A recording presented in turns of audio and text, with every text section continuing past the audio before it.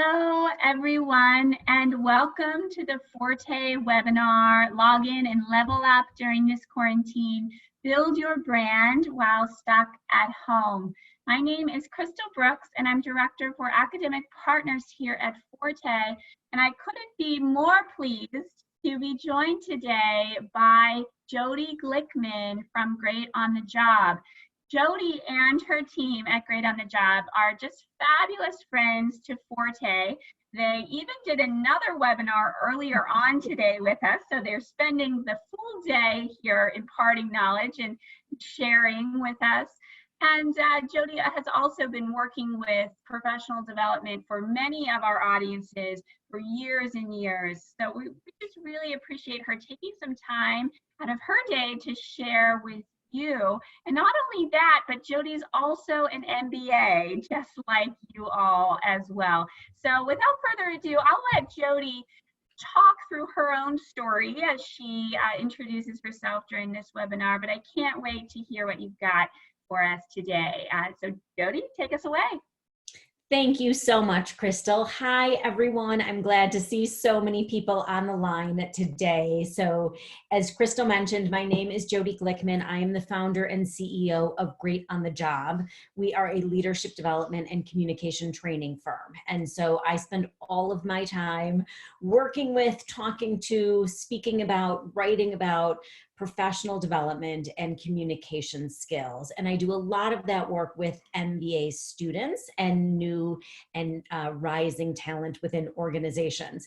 As Crystal mentioned, I am an MBA myself. I often say that if the Forté Foundation had been around while I was in business school, things might have looked very different for me. I actually started my career as a Peace Corps volunteer in Latin America. And then I got myself hired at Goldman Sachs as an investment banker. So not the likeliest of career stories. And I got my MBA at the Johnson School at Cornell along the way. I also spent time at the EPA, the Environmental Protection Agency. Excuse me. I always seem to sneeze when I'm leading webinars. I worked at the Environmental Protection Agency, and from there I got a summer internship at ExxonMobil, which was also one of those head scratchers, like who goes from the EPA to ExxonMobil. But at any rate, I am very excited to be here with all of you today to talk about building your brand and doing it from home. And I do want to say I empathize with all of you, right? This is an extremely hard time to be in business, to be in school, to be stuck at home. I actually graduated from business school in 2002.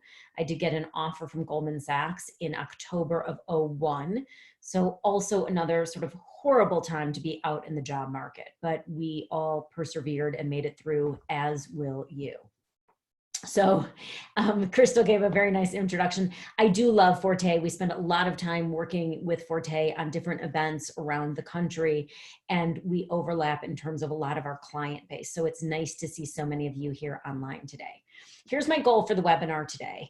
The idea is to inspire you with some kick-ass content that you can take and use immediately. It is to empower you with tools and strategies to help you build, leverage, and amplify your brand, and then to connect the learning today back to your daily life. So I imagine we have first-year students, we have second-year students, maybe we have some recent alum who are out in the working world, but hopefully all of this is going to be relevant to you no matter where you are in your career. So let's talk about branding. And what I always start with is my first question, which is, what is a personal brand? Do me a favor and go ahead and send me some of your thoughts into the chat box, please. What is a personal brand?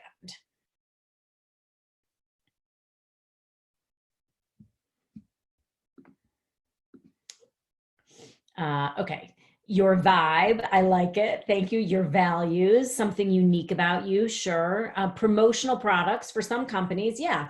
What differentiates you, something that defines you, yep, that could certainly be it. Your legacy, how people portray you, how people remember you, how you want to portray yourself. If you described yourself with 3 emojis, I love it. That's a new one. I haven't heard that one. I'd have to think about what that would be for me. What do you want to be known for? Yeah, your mission, how people recognize you, what other people in your network think about when they hear your name. I love it. Thank you. These are amazing answers. You guys are awesome. Let's see, here's just a couple more and then I'm going to stop. Your purpose and how it is perceived, a set of characteristics that you publicly promote so that you can understand, so people understand what you want to be known for. Here's the last one. Let's leave it on this. Showcasing the best version of yourself to the world. Awesome. Thank you. I love those. Those are awesome answers. So there's a lot of different ways to define personal brand. One of the things that I think is really interesting is the way Jeff Bezos thinks about it, which is he says, your brand is what people say about you when you're not in the room. Okay. So there's a lot of talk about crafting our brand and building our brand, but the truth is it is how we're perceived by others. And we have control over our brand to some degree, but it is very much what the marketplace thinks of us. So it's also, right, what people say about you when you're not in the room. Or here's another more active way to say it. Your brand is your promise. Let that just sink in for a moment. Your brand is your promise. It's your promise to your colleagues, to your future clients, to your organization, and to your community. It is what you stand for. It is what you believe in. It is what you deliver on. It is your promise. And one of the easiest ways to think about personal branding is to start with corporate branding first, because we all understand corporate branding in a really easy way. When I put up a picture of the Apple logo, go ahead and send into the chat box. What do you think of when you see that Apple logo? Give me one word, 2 words max. What do you think of when you see the Apple icon? Okay, so I have money, technology, quality, sleek, connectivity, futuristic, digital. So interesting. Okay, there we go. Innovation, innovation, innovation, challenging status quo. So there's a lot of different words that come up, but innovation started coming up at the end over and over again. And I would say that Apple promises innovation to the marketplace. When they stop innovating, they've got real issues, okay? Now, I know we can go with sleek design and utility and pricey, but really and truly, Apple has disrupted industry after industry, and they are all about innovation. How about Zappos? What's Zappos known for in the marketplace? Go ahead and send me your thoughts into the chat box.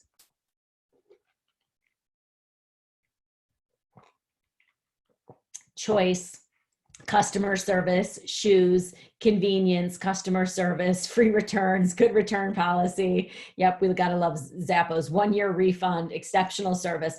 Okay, so you don't know them, but you're going to after this. So here's the deal. Zappos actually, if you look at the box, right, Zappos says they're all about delivering happiness, and their brand literally is all about delivering happiness, which we then take down to amazing customer service, amazing return policy, right? They also happen to deliver shoes, which some of us might argue happiness and shoes are synonymous. That's sort of the way I think about the world, okay? But they really go beyond just making it an easy, convenient experience. Zappos is all about happiness. When that box arrives, you're happy. Okay, how about this one? Last one, Ritz-Carlton. What does Ritz-Carlton stand for in the marketplace? Luxury, luxury, luxury, luxury, luxury, luxury, luxury, luxury, glamour, wealth, luxury, luxury, luxury. Okay, thank you. Yep, absolutely, right? This one, we're all pretty much agreed. The Ritz-Carlton promises luxury. If you go stay at a Ritz-Carlton and you do not have a luxurious experience, they have not delivered on their brand. So we understand it intuitively. We can look at brands in the marketplace and we know what they stand for. Apple is about innovation. Nike is all about performance. Just do it. FedEx, reliability. If you need something to get there overnight, you are not sending it USPS, right? The Forté Foundation is all about helping women lead. So with corporate brands, we really do get it, and we get it pretty quickly. And so if we take this back to where we started, if a company's brand is its promise to consumers, FedEx is promising reliability, Nike is promising performance, and Apple is promising innovation, then it stands to ask the question, what is your promise? Because that is your brand. Your brand is your promise to your colleagues, your clients, your organizations, and your communities. So what's your promise? That's the toughest question of all. Right? We can tell you how to get from A to B, but what's really hard is helping you think about what is my brand? What am I known for in the marketplace? So 3 questions we're going to ask on this webinar today. What are you known for today? What do you want to be known for? And how do you get there? And I really want to emphasize the how do you get there part. Although let's be honest, numbers 1 and 2, what are you known for and what do you want to be known for? Those are the hardest part to answer. So what are you known for today? This is not the easiest question in the world, okay? I want to prompt your thinking a little bit. How or why have you succeeded in your MBA program? Or why do your peers want you on a team project when you're working on as a group? What do you bring to the table every time you show up? Is it total clarity around goals? Is it a great sense of humor? Is it an optimistic outlook? Is it a really different way of thinking about things? So what do you bring to the table? And what if friends and family maybe come to you for? Doesn't even have to be advice, but maybe what do they come to you for? So do me a favor and send into the chat box a couple of things that you think you're known for. And I want to say this, we can't be known to all people for all things. That's a bad way to go. And so I want you to really think about 1 or 2 adjectives that maybe describe your personal brand and send them into the chat box. What are 1 or 2 things that you think maybe perhaps you're known for? Okay. Passion, relentless curiosity, let's see, these are going so fast, I almost can't read them. Reliable and helpful, bold execution, vision, alignment of purpose, and they're going too fast. Hold on a second. Okay, so technical skills, creativity and optimism, GSD, I like it, I've never seen that. She gets shit done, that one. Okay, bold execution, reliable, we got a bunch of reliables here.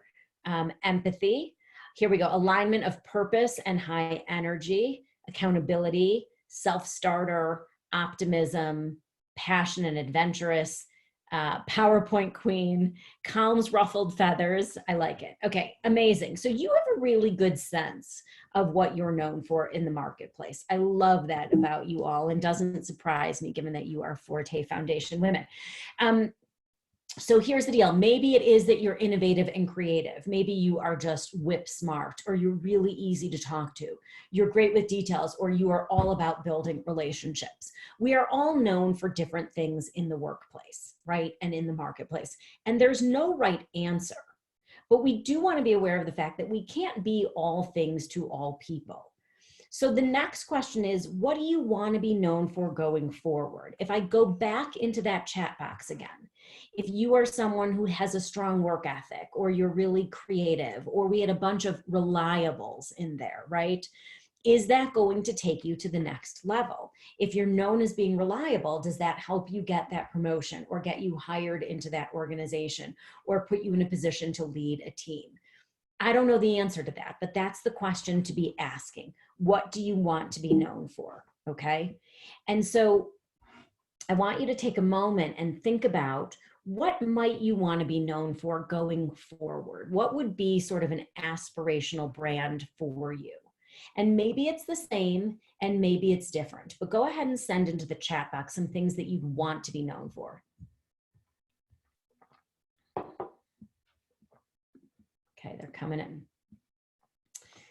All right, here we go. And I got to make sure that I see the difference here between the two. Okay, so what do we want to be known for? Leadership and innovation, being a motivated leader, change agent, taking risks, transforming the way people work and collaborate, a positive attitude, reliable, strategic leader, a game changer, a motivator, a visionary. So a lot of the word leadership, a diverse leader, a big picture thinker, amazing, trust, passion. We're still getting a bunch of reliabilities here. And here's one, I'm just gonna read this out. Innovation, drives to completion, competent, data-oriented work ethic. That's great, but we gotta be clear that we gotta really focus on 1 or 2 things. When we try to be all things to all people, we lose the power of our brand. Apple doesn't try to be innovative and reliable and performance driven, right? Ritz-Carlton isn't worried about luxury and reliability. It's like they know exactly what it is they're driving towards, and all of their energy goes towards that. So I want you, for the rest of the webinar today, I want you to put a stake in the ground, and I want you to write one word down right now. You can either write it into the chat box or put it on your phone or write it on an old school piece of paper. I want you to just write down one word, and then we're going to go through the whole webinar today working towards that word, okay? You're welcome to share it with me, but you don't have to. There was a lot of leadership that came up in those aspirational brands. So I want you to think about what it is you're going to aspire to, and then we're going to work towards how do you get there? That's really the big important question. How do you get there? So a couple of notes before we go into the actual process. Number one, play to your strengths. Don't try to be all things to all people. I was an investment banker at Goldman Sachs, and I am not so good at merger math. It was not a great fit. I did it for a few years. I got the experience. I learned a ton. I wasn't going to be a senior banker. I wasn't going to be the person running the show over there. It wasn't a good match between my strengths and what my organization was focused on. Next, know what you're playing for. One of the really important questions to ask you is, to what end do you need and or want to build your brand? As an MBA student, is it all about getting hired for a full-time job? Is it about pivoting into a new industry? Is it about learning a new skill set? What are you really interested in doing? So know what you're playing for, right? Play to your strengths and know what you're playing for. As an example, if you said your brand today is reliability and you want to be known for reliability, and then you are interviewing with venture capital firms that are looking for ideas about businesses to invest in, reliability, probably not top of their list. So recognize what it is that you care about, and then what are the stakes. And then let's talk about how. How do you get there, right? Let's assume you all wrote a word down. I'm sure you did. You all wrote something down. Here's how you're going to get there. Four keys in the puzzle. Number one, upskill. Number two, find mentors, sponsors, build your personal board of directors. Number three, live, eat, and breathe your brand. And number four, self-promote. Learn how to self-promote. You got to get good at doing it because no one else will do it for you. So let's talk about upskilling. A lot of people in business say they have 20 years experience, when in fact all they really have is 1 year's experience repeated 20 times. That is not the professional that you want to be. That is not a way to get ahead, right? 2017 Deloitte study, virtually all CEOs believe their company is facing disruptive change driven by digital technologies, and 70% say their organization does not have the skills to adapt. That's some pretty staggering data there right now, right? Our companies are all facing disruptive change. So how are we going to go in as new talent with our brand and add value? Kelly Corley, Executive Vice President and General Counsel of Discover Financial Services, said to me when we were together on site at Discover, she said, Jodi, I am where I am today because I've always been obsessed with learning and growth. So number one piece of building your brand is you've got to have a growth mindset. You always have to be focused on learning. And some of you may be sitting there sort of laughing like, I'm in an MBA program, I'm learning all the time. But the truth is we get complacent. I'm not talking about skills. I'm not talking about statistics or marketing or finance. I'm talking about what do we always need to be pushing ourselves on the envelope towards? What do we need to be focused on so that we are continuously learning and sharpening our skills? So if you say that you're someone who wants to be known as innovative, you've got to be proposing new ideas and processes.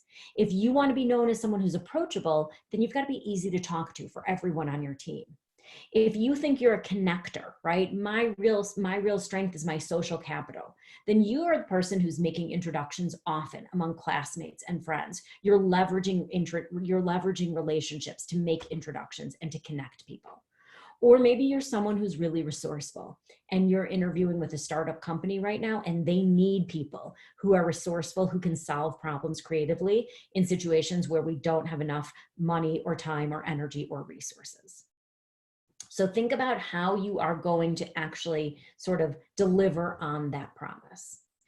And today, more than ever, one of the best things we've got going for us is the fact that we can learn pretty much anything, anywhere, at any time, and almost for free or for very low cost, right? If you get on LinkedIn Learning today and you look up personal brand, there are a ton of courses that you can take around personal branding. Or Maybe you have more eclectic interests, right?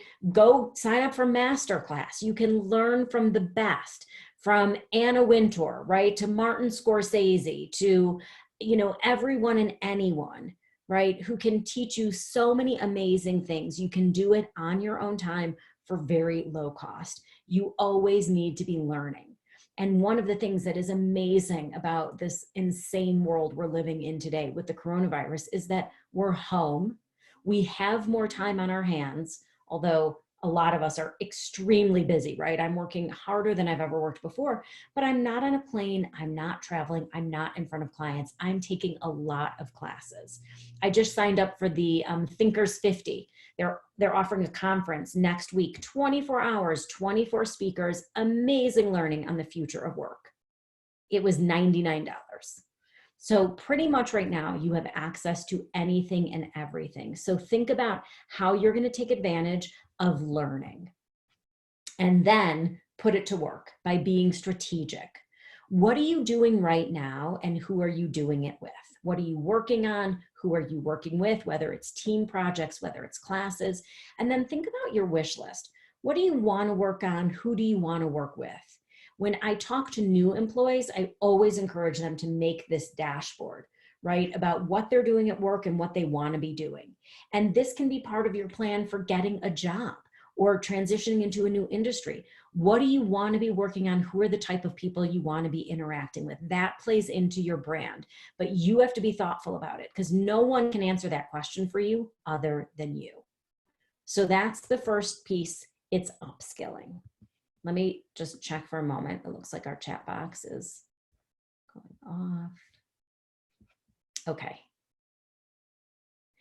Here's a question from the chat box. Not sure of what I aspire to be. How do we find that? Well, that's a great question. Only you can answer it. You can talk to friends, you can talk to family, you can research different jobs in different industries.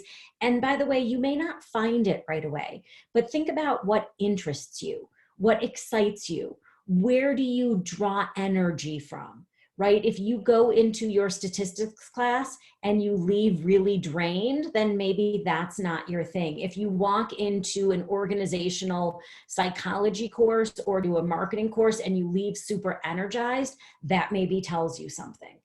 Right. So in terms of your personal brand, I don't know what does your brand aspire to be? You're going to develop it over time, but think about playing to your strengths. What do you really bring to the table? That's what you want to focus on. And then you can use that to figure out a little bit, what areas do you want to explore in terms of the job search? What kinds of companies or roles or industries might be interesting where they would value the skill set and the brand that you bring to the table? Okay. Finding sponsors, mentors, board of directors. So who can benefit from a mentor? Who can benefit from a mentor? That would be everyone. You would have gotten that right. I know. Who doesn't need a mentor? Yep, you know that one too. It is no one. And where do mentors hang out? Mentors hang out everywhere. Mentors are not just this really elusive thing that you get assigned to you as a formal quote mentor when you join a new company. Mentors are everywhere. Mentors are people who you know well, who you look up to, you respect, you admire. They're people who teach you from afar. Adam Grant is a mentor of mine. I worship him. I adore him. I have a major intellectual crush on him. I've never met him, but I devour his readings and his teachings and his TED Talks and his podcasts. He is a mentor to me. I learn a ton from him. He doesn't know it. Mentors are people who show you how not to act, whether it is a professor, whether it is a summer internship boss, whether it is a parent or a friend or a friend's parent, right? We look at people, we look around the world and we say, I want to be like that, or that's not how I want to be. That's not how I want to act. I had plenty of mentors early in my career in Wall Street where I would look around and say, that's not the model of leadership that I aspire to. That's not how I want to be. And so it is really discerning for yourself what's important, what's valuable, where you connect with people. Mentors can also be experts who intimidate you, but have a lot to teach. I have often talked about mentors in my life who've been some of the scarier people I've had to interact with, but I got through it and then they taught me a whole lot about myself and how to be successful in a corporate environment. Now, here's one that's really important and we don't spend enough time talking about, which is mentors are not sponsors. And there is really a big difference between the two. So a mentor is a trusted advisor. It could be a friend or a colleague, a boss. It's someone who provides advice, coaching, guidance, vision, knowledge, whatever it may be. And really they're there to foster your growth, either personal or professional or both, okay? That's what a mentor is. They are there to just sort of push you along and help you by giving you guidance and feedback. Now contrast that with a sponsor. A sponsor is an activist.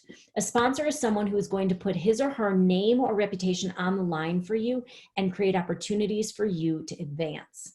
Sponsors are hard to come by, but when you find them, they can be invaluable. There is lots of data out there that shows that people in big companies are much more successful and have better opportunities to get to the C-suite when they have a sponsor. So a mentor has a mentee, a sponsor has a protege.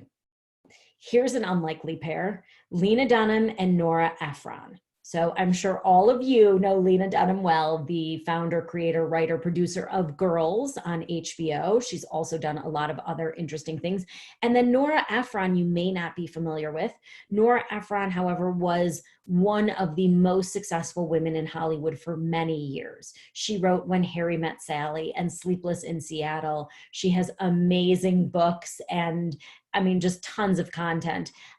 One of her funny books is called I Feel Bad About My Neck, which is all about how women can adjust from the neck up, but down below, it's just kind of a, fend for yourself.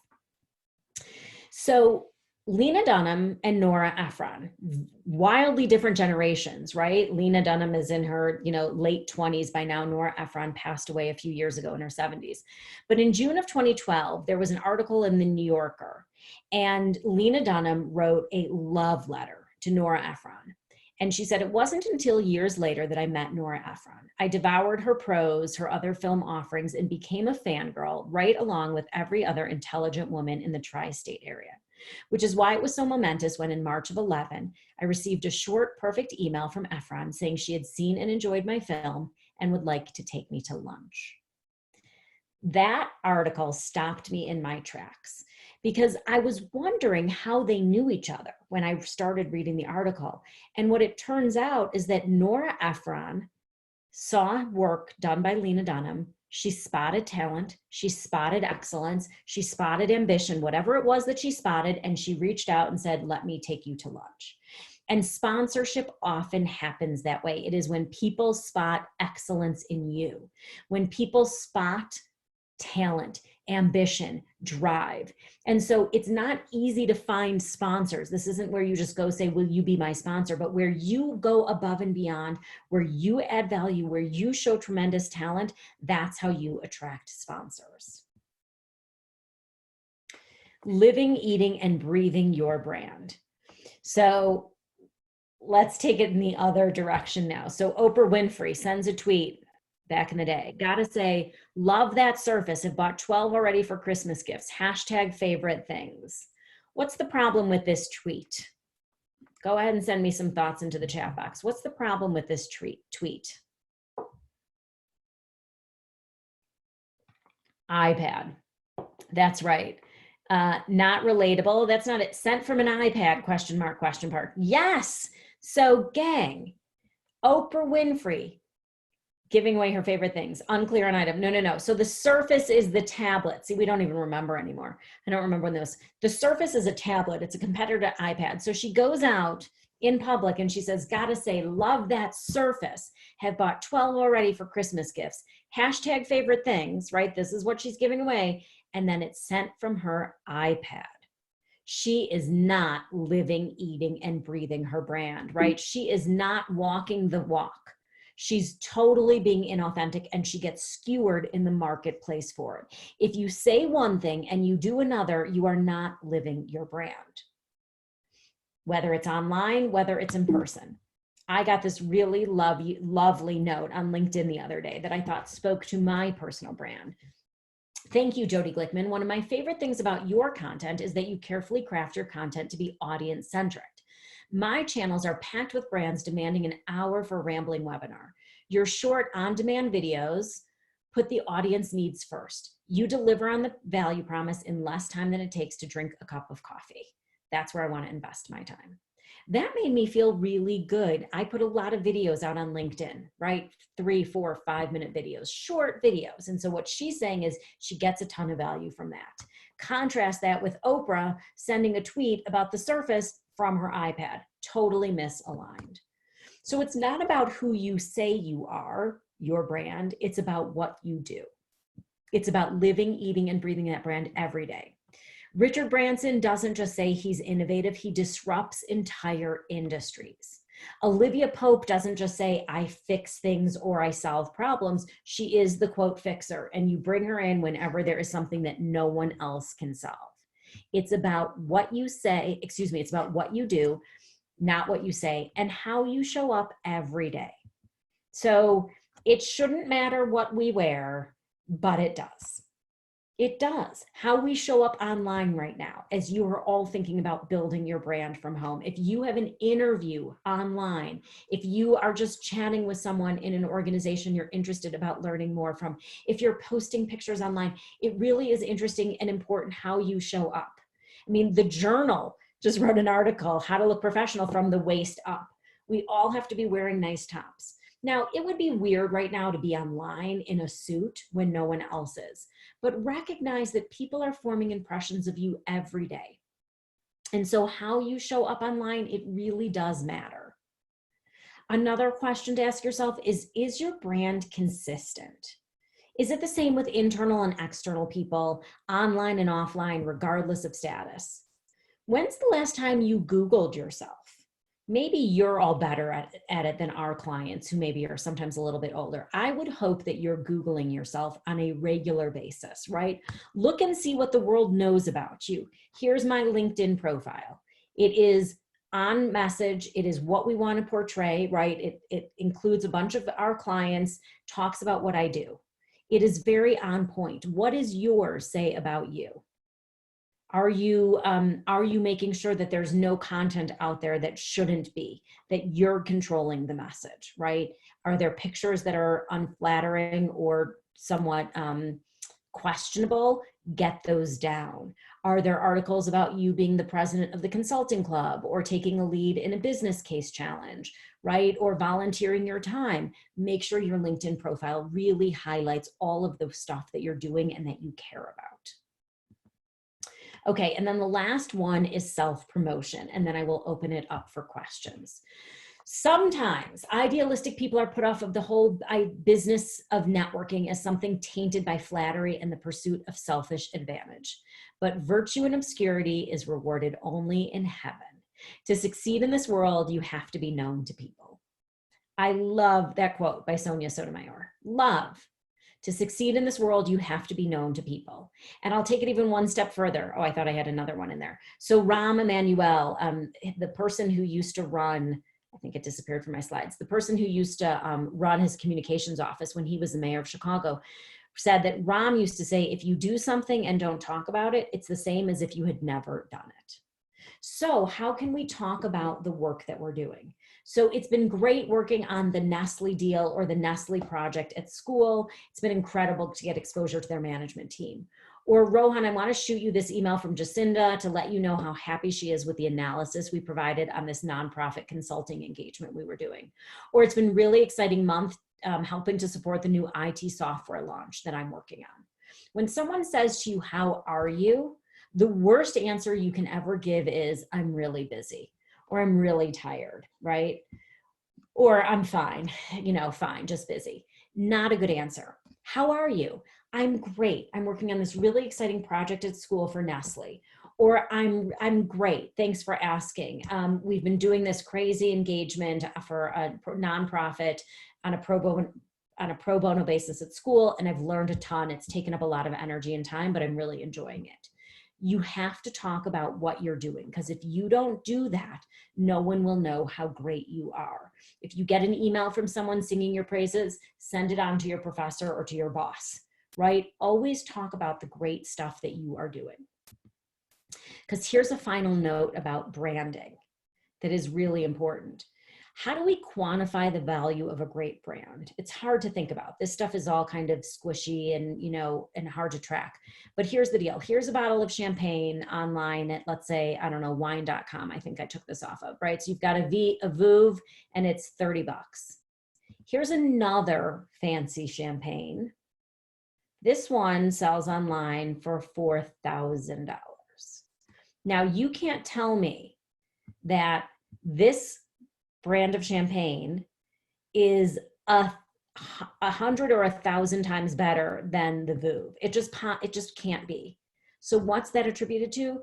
That is branding. That is the power of branding in the marketplace. If you brand yourself as a premium product, you will be rewarded in terms of premium offers, premium compensation, premium promotions.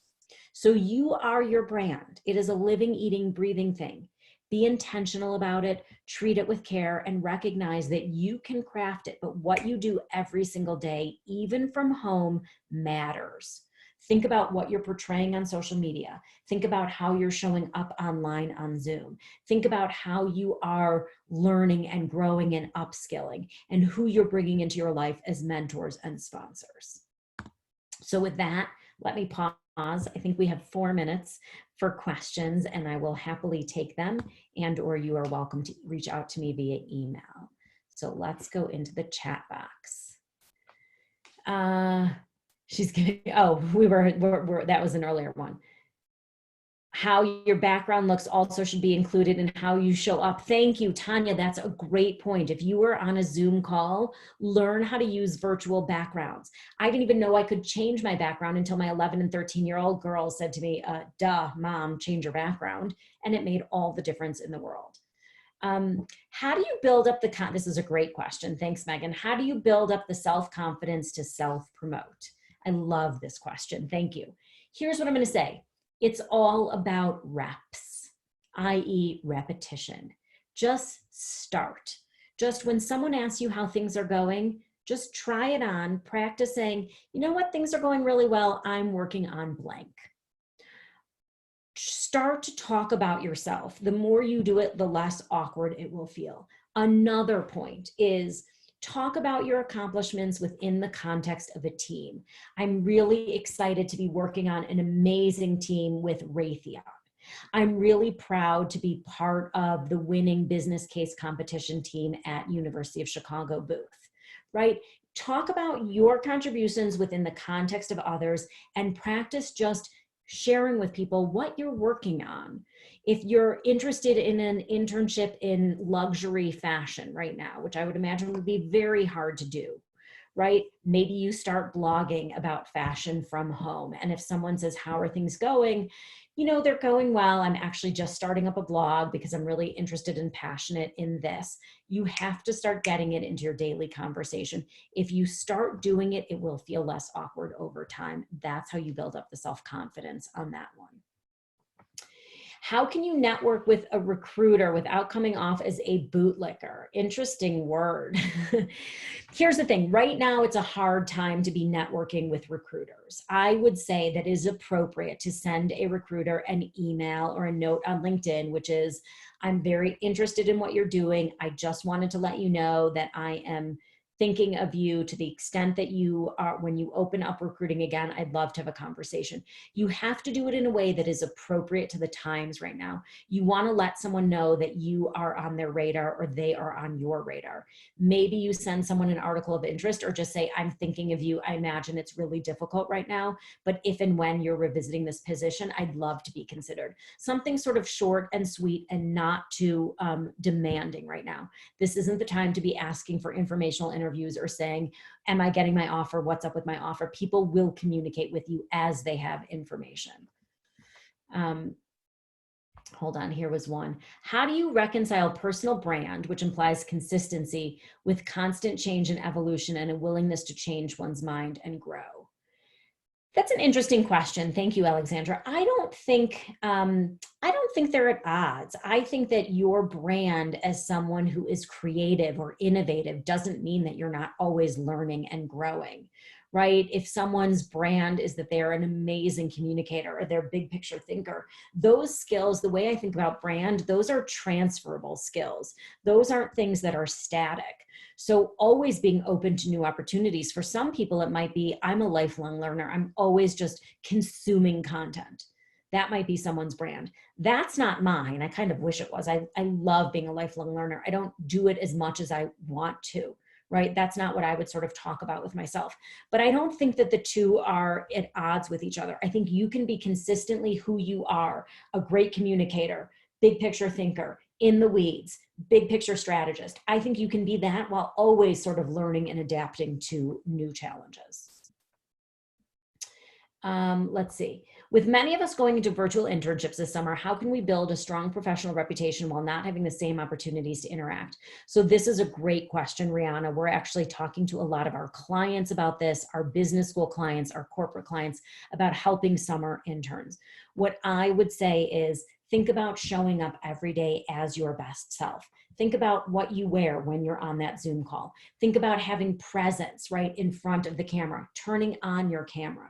Think about asking for opportunities to shadow professionals who you might be working with, right? If they're really busy, maybe saying, you know what, I would just love to listen in on this call so I can get a sense for what's going on.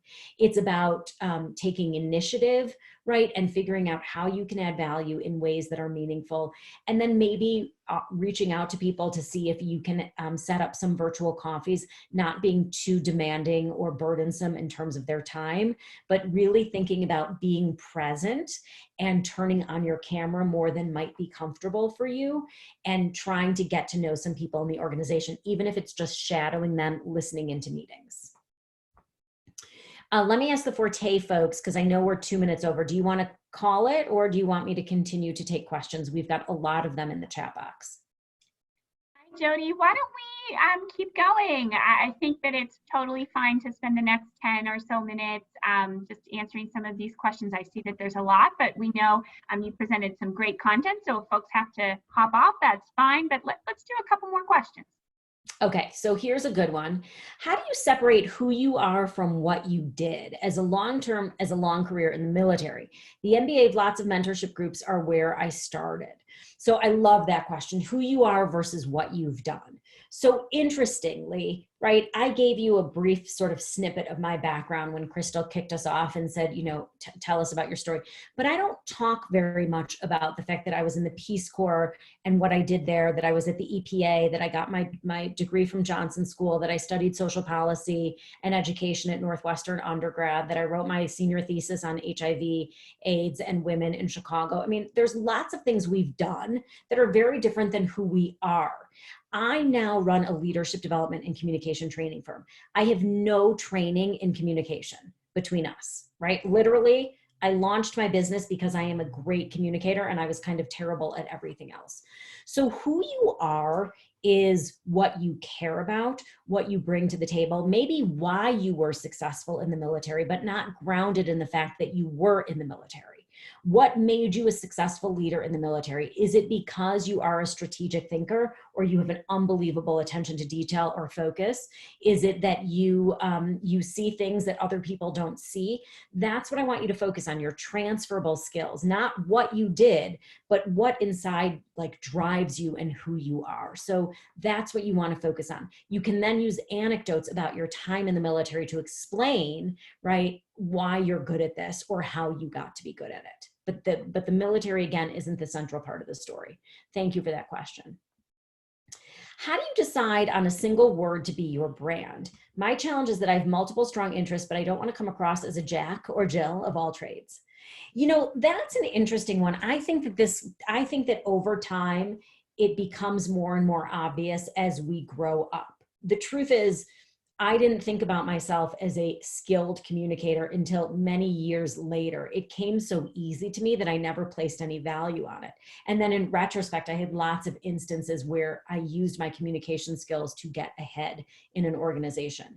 So I don't know that you need to decide on a single word. Maybe winnow it down to a couple and say, I really am creative and innovative. Like that's probably where I'm going to be able to differentiate myself. Or I really am a relationship builder. That's like the one thing that I bring to the table that others don't. So I would think about what you enjoy doing, what you care about doing, what you're good at doing, and then also where you might want to be and how those could potentially connect. I think if I had done that analysis earlier in my career, I don't know that I would have ended up on Wall Street. Okay, I love this question. I love your presentation. Thank you. My question is, if I'm far away from the brand I want to build for myself, is it okay to fake it until I make it? Hells yeah, absolutely, right? If you know that there's something you want to be known for, start working towards it. Start talking about it, start educating yourself on it, and sort of try on that personality. You do not have to be an expert if you want to mentor incoming MBAs and you've never done it before, you can start sharing articles about how we mentor young people, right? You can start on social media reposting posts about mentorship, and it doesn't take that long for people to think of you as a quote expert in that space. It really doesn't. But absolutely, yes, you can fake it till you make it. Let's put it this way, fake it while you make it. That's sort of a better way to think about it. Okay, let me take one more question and then we'll close it out. Okay, what's the best way to go about rebuilding your brand, personal or otherwise? Being at home has disrupted the way I've been able to communicate with others, and I'm concerned it's negatively affecting my brand of being a reliable person. So I'm not, there's probably some underlying themes in there. So how is being at home impacting your brand of being reliable? Does that mean that you're not delivering on what you're supposed to deliver? Because if that's the case, then that's what you need to focus on, right? It's not, again, you can't be known as reliable if your deadlines are late or your work product is shoddy. So if you need to rehabilitate a brand, then what I would say is use transparency. Go talk to people where you feel like you haven't been presenting yourself in the way that you want to. Let's say you are always known as reliable and you've now been missing deadlines. I would go talk to whomever I'm working with and say, hey, listen, I know that I haven't been sort of delivering in the way I usually do. Here's what's going on at home. Here's what's going on in my life. Here's what's going on because of coronavirus. So you need to give people some sense of why that's happening and then focus on rebuilding it. Okay. So transparency goes a long way. But on a general level, our brands don't have to be suffering at home just because of coronavirus, right? We can be learning lots of new skills and then talking about it, right? If you talk to a recruiter and they say, how are you doing at home? How are you spending your time? And you're like, you know what? I've been on 10 different master classes. I'm really focused on this and this. They're going to think, oh, wow, you have a ton of initiative. You're learning a lot. You're doing really good things with your time. I like that, right? There are ways that you can position yourself in every conversation to show off your brand as someone who is always growing and learning and developing your skills. Want one more, Crystal? Well, sure, Jodi. If you've got one more queued up, you're welcome to do it, and then we'll let's do one. Let's do one more. How do you reflect your brand in your resume when you're supposed to communicate results, et cetera? Like if you're positioning these soft skills, et cetera, as your brand. That's a great question, Christy. So your resume is a snapshot. It is a piece of you. It is not all of you. And I would say brands are kind of hard to, market on a resume unless you're in a creative field, right? I've seen some people's resumes who are creatives and their resumes are just gorgeous. And I look at their resume and I think I would hire you in a second.